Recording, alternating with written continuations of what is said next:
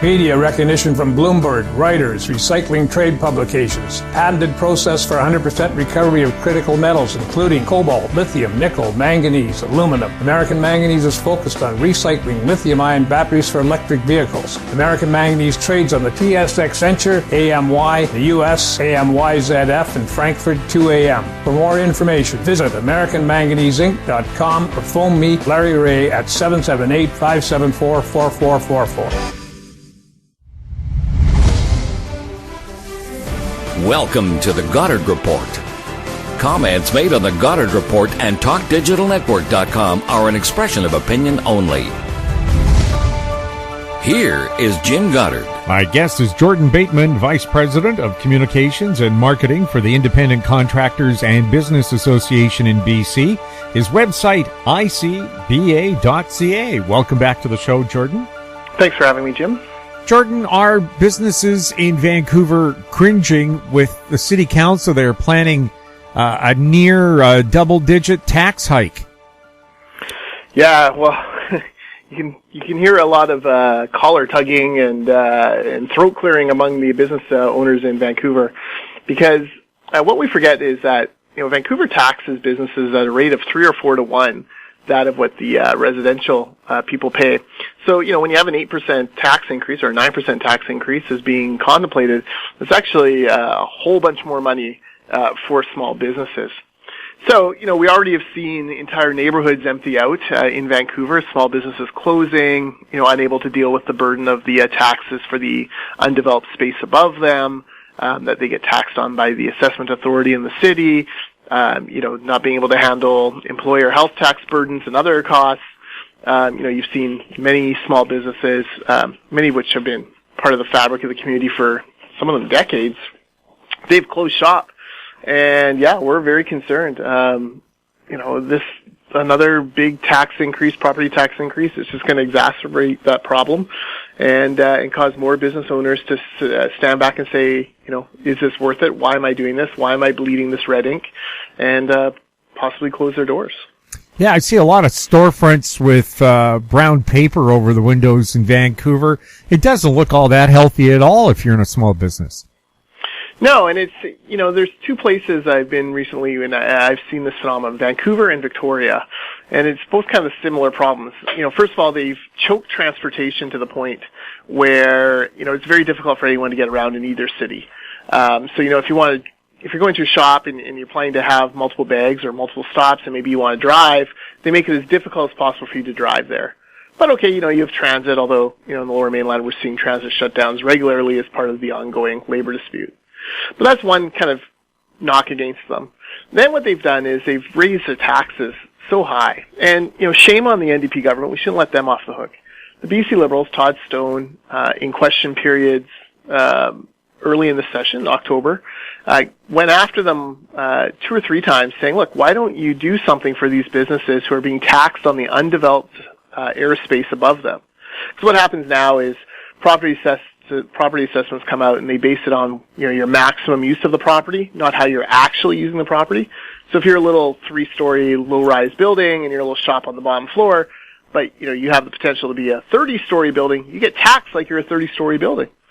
That costs these businesses huge amounts of money.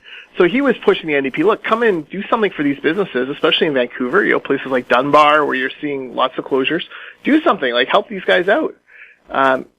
Selena Robinson, NDP minister, refused. Still nothing has happened. The deadline is passed. BC Assessment Authority has done its work. And now we're into tax season yet again. So it's almost a double whammy, right? You get taxed for, air rights, literally thin air above you. And then you get taxed at an even higher rate because Vancouver can't control its spending. This mayor and council should be ashamed of themselves. They should be sharpening their pencils and saying, you know what, we can't do this to our residents. We can't do this to our businesses. We've got to find a way to bring this spending down. Well, this overhead air tax, as I call it, well, that's the same as saying, well, I should tax you the same rate that Drake is taxed at, because, you do have the potential, I guess, to become a major rap star someday. I'm going to clip that and send it to my kids. because I would like them to think I would be that cool. No, you're exactly right. It's a perfect analogy, right? Like, okay, so we should tax that, or we should tax minor leaguer Nikolai Goldobin at the same rate that or the same amount of money that Bo Horvat is being taxed, right? Like, it doesn't make any sense at all. And that's what's frustrating about this is, look, there had been a problem for years on this. It's been getting worse and worse because, of course, residential and air rights have become more and more valuable and assessed at higher and higher values. The problem's been getting worse. The BC Liberals actually put forward a very reasonable, simple solution. And frankly, I don't even think the BC Liberals cared if they took their solution or tweaked it and changed it and made it a little bit different. Just do something for these businesses. But, no one in the NDP, certainly no one in the NDP-run mayor's office in Vancouver seems to really care all that much. I just don't understand what the end game is. Like, why are you, like, these aren't big businesses that we're talking about here. This isn't like, big resource companies or, huge, Amazon or things like that. We're talking, the ones that are most affected are these mom and pop shops, that really add to the fabric of a community, right? Like the little coffee shop where, that kind of is the de facto community center for a community, or, the little, brew pub, or, those smaller businesses, little dry cleaners, like, businesses run by families who took risks, who set up their shop and are trying to provide services at a neighborhood level. And instead of finding solutions or showing any sympathy or trying to help them in any way, we see this lip service, we support small business, but then we tax the hell out of them. So it really is a shame, and it's, all comes down to the NDP's, deep-seated DNA, which tells them that all employers are evil and therefore should be crushed under the burden of taxes. That's the only explanation for it. Well, yes, because we've seen small businesses, chocolate shops, and so on that have been in business in Vancouver for 50 or 60 years and have to close because they're being taxed as if they were a 50-story building when they're like one story or two. Yeah, exactly. And a chocolate shop, chocolate doesn't go out of style. I just had a little chocolate before we went on the air here, right? Chocolate's good. This is a product that people still buy. This isn't a pager store or some sort of, business that was put out by, an advanced technology. These are mom and pop operations, little stores that add to the fabric of a neighborhood, and they're being gutted by these taxes. And no one seems to care. Like, the NDP just kind of go on their merry way, and, NDP Mayor Kennedy Stewart just turns a blind eye, and, not only are we going to, tax them like they're 50-story buildings, but we're going to raise those taxes 8.5% this year simply because it's easier than getting our spending under control. You wonder how many more of these businesses have to close before government gets the message, or is the plan here to simply turn Vancouver into a, residence and big company only place where you don't have those kind of little neighborhood shops, that add so much color and flavor to a community. We'll have more with Jordan Bateman right after this. Aben Resources Limited is a gold exploration company with significant projects in British Columbia and the Yukon, trading on the TSX Venture Exchange, symbol ABN, and the OTCQB, symbol ABNAF. Surrounded by world-class gold deposits and mines, Aben's 23,000 hectares Forest Kerr Gold Project is located in the heart of the Golden Triangle in northwestern BC. For more information, visit us at abenresources.com. Engineer Gold Mines is focused on the exploration and development of the historic high-grade Engineer Gold Mine situated 32 kilometers southwest of Atlin, British Columbia. Engineer Gold Mines is fully permitted for surface and underground exploration with the 2019 drill program now underway. Engineer Gold Mines Limited trades on the TSX Venture Exchange, symbol EAU. For more information, please visit us at engineergoldmines.com. Welcome back. We're speaking with Jordan Bateman. Jordan, you've had almost a year now of the health tax being imposed on employers. How damaging has that been? It's very hurtful for businesses. It's another strike against small business owners especially. The NDP let micro businesses, tiny 1 or 2 or 3 man operations off the hook. But, for companies that have 6 or 7 employees, they're paying this tax, and it's been very difficult. You go talk to any business owner with a business over 10 people, they can tell you, sometimes down to the penny, how much they're paying in this employer health tax. And, it's been problematic. And, I sit here and I watch, today Carol James comes out and gives her little financial statement, and, she attacks the BC Liberals who want to get rid of the employer health tax and suggests the boogeyman of the medical services premium will come back.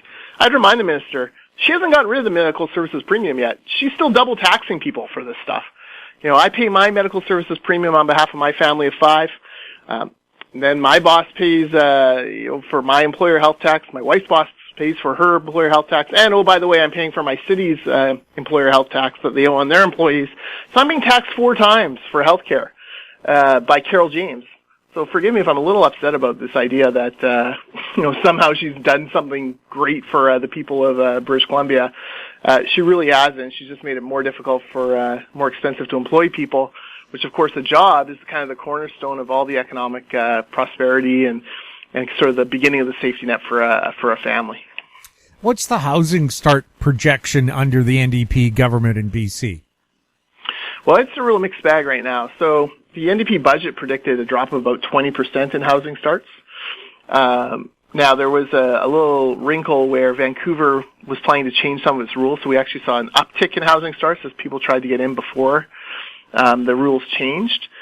So that sort of buffered this off a little bit. But long-term, fewer housing starts, certainly far less than we actually need in order to house the people who want to live here, who want to purchase here, who want to remain, who are growing up here and want to buy their first home. So we should be building a whole lot more, and yet government makes it as difficult as possible to do that.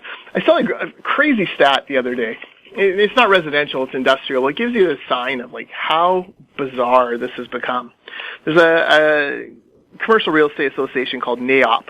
And what NAIOP does is every year they go around and see, okay, what does it cost to build an industrial building? How long does it take to get a permit in a few different lower mainland communities?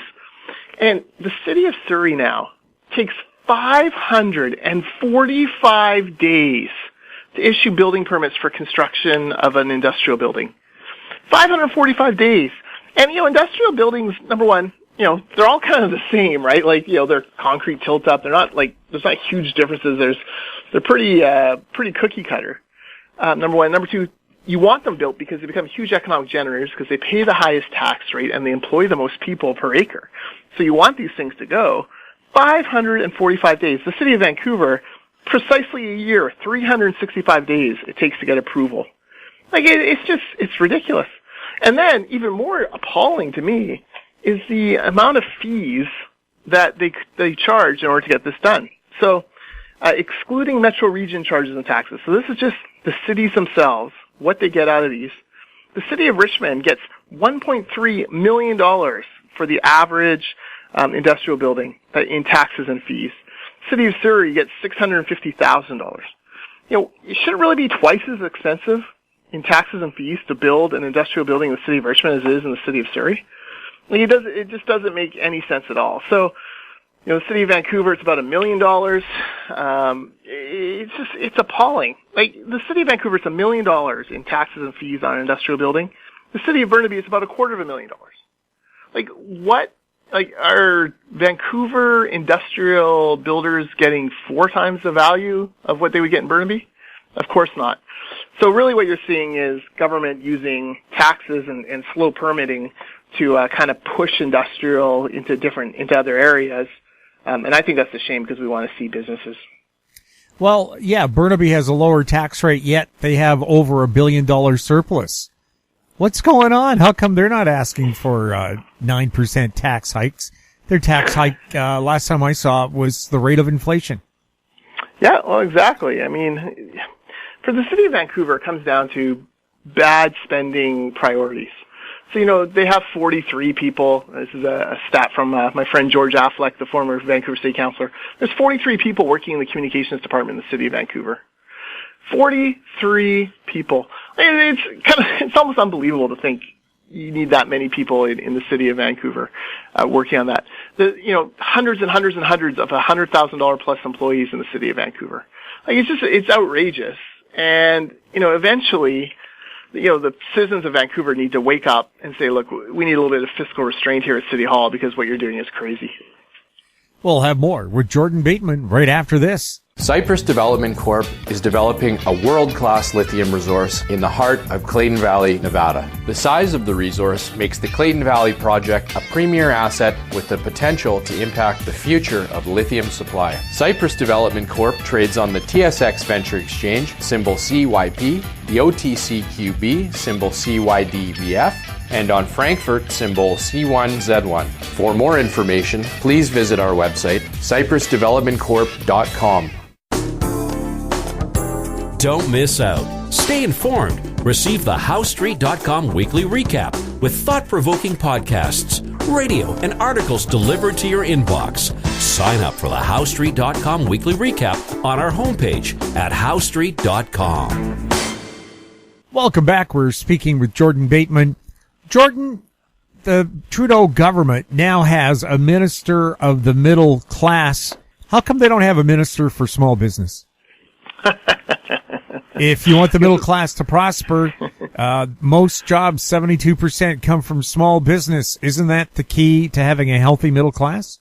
You would think. You have a finance minister who, is all fancy diamond cufflinks and silver spoons and Bill Bourneau. Prime Minister born with a silver spoon in his mouth who's never, had to really work a day in his life in order to make ends meet. So, I think the idea of having a minister of the middle class prosperity was sort of their way of giving a nod to the fact that, hey, sorry we have so many rich dudes in charge. Let's try to have someone with a little bit more of a normal view of things. Of course, that cabinet minister now makes $250,000 a year or whatever a cabinet minister makes, and has a pension for life and has a driver and certainly a number of other things that we in the middle class could only dream of. It's stupid. It's politics. It's Justin Trudeau trying to pretend that middle class prosperity is an important issue to him. You're right. If small businesses were really important to that government, they would have found someone within it to represent them, to take their concerns to the finance minister. But it's all about pandering and positioning yourself for the next election, which in a minority government could, I guess, come at any time. Mm-hmm. Now, should they be doing more to encourage small business? I believe in Britain, they didn't tax businesses that started up until they could prove they were turning an actual profit, not just writing down expenses, but actually making money. Should we have the same policy in Canada? Don't tax small business until they can prove they're making money. Yeah, sure. I mean, it seems weird that you tax businesses that aren't making money. Why not? The tax system in Canada has been so messed up over the decades by all these little boutique tax cuts and tax credits and, whatever kind of the political flavor of the day is, the government trying to buy favor with that group. Paint me or count me in with those who want a full-on review of the tax code, and anything we can do to simplify it, I would be all for. Anything else, Jordan, you wanted to bring up? No, I think that's good.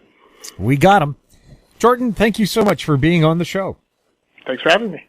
My guest has been Jordan Bateman, Vice President of Communications and Marketing for the Independent Contractors of British Columbia. His website, icba.ca. If you have any questions for Jordan or any of our other guests, you can send them to info@howstreet.com. Our YouTube channel is Talk Digital Network. Find us on Twitter at Talk Digital Net. We're also on Facebook. I'm Jim Goddard. Thank you for listening.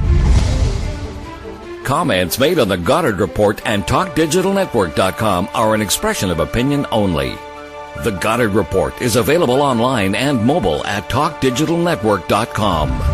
The Goddard Report is a production of Howe Street Media Incorporated.